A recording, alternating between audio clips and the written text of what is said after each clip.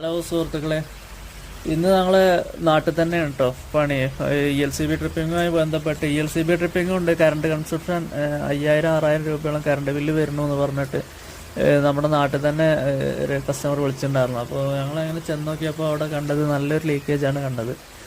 അപ്പോൾ അങ്ങനെ അത് എവിടെയാണ് എന്താണെന്നൊക്കെ തിരഞ്ഞ് തപ്പിപ്പിടിച്ച് കണ്ടെത്തിയപ്പോൾ അത് നമ്മുടെ ഹീറ്ററിലെ ഒരു സ്വിച്ച് ബോർഡ് ഉണ്ടായിരുന്നു. അതിൽ മറ്റേ അവർ സ്ക്രൂ ചെയ്തപ്പോൾ സ്ക്രൂ കയറിപ്പോയതായിരുന്നു പ്രശ്നം ഉണ്ടായിരുന്നത്. മെറ്റൽ ബോർഡിൽ സ്ക്രൂ ഡയറക്റ്റ് കയറിപ്പോയി നല്ലൊരു ലീക്കേജ് ഉണ്ടായിരുന്നു.